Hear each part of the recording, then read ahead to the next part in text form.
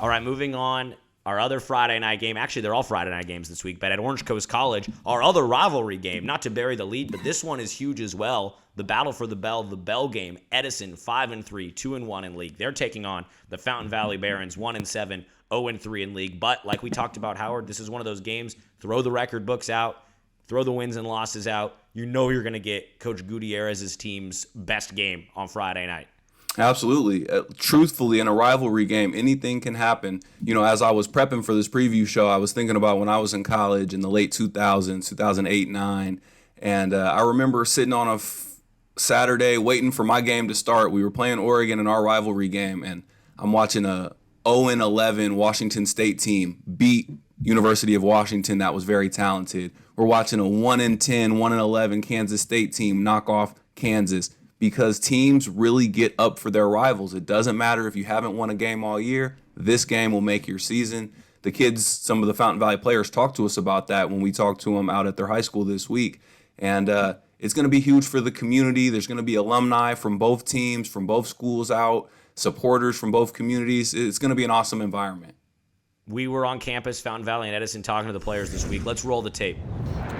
It's a big week that we have. You know, every year for the last 60-plus years, we've had the bell game, week of activities. We have posters everywhere. We have dress days. You know, Thursday we dress up like Edison nerds.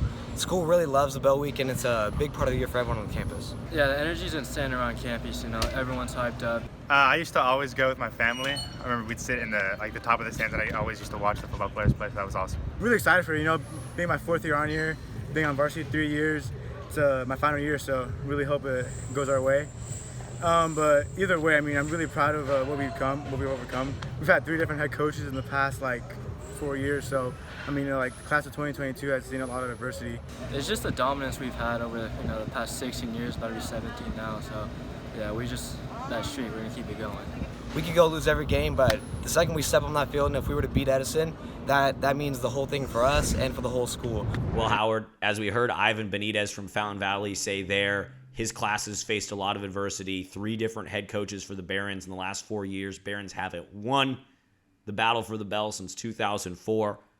Obviously, the odds are stacked against them, but what does it take to give Fountain Valley a puncher's chance in this one Friday night in the bell game?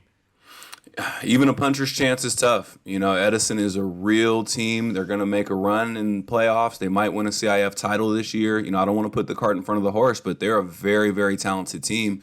And Fountain Valley, we know, is a team that's trying to get on the right track. Coach Gutierrez is laying a foundation there. So if there was going to be a chance for Fountain Valley, it's going to be on Edison making critical mistakes, interceptions, fumbles, special teams, muff punts, things like that, where Fountain Valley is able to take advantage of short fields and scooping scores and things of that nature. And since it's a rivalry game, anything could happen. I'm not expecting that. I expect this Edison team to roll.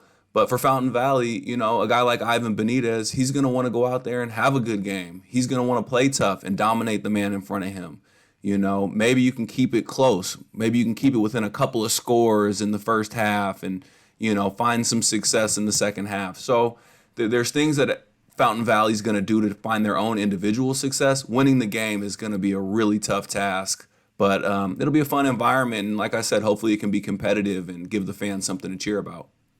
I could go ahead and guess your Edison analysis. What do the Chargers need to do to win? Execute and play their game? Is that what you're going to say? Just do what they do, execute, get the ball to their receivers, dominate up front, play their game. That's all the Chargers need to do. They're a talented team. They've got deep playoff aspirations, and this is an opportunity for them to put some more stuff on film, work out some of the kinks, and hopefully get a W and leave healthy.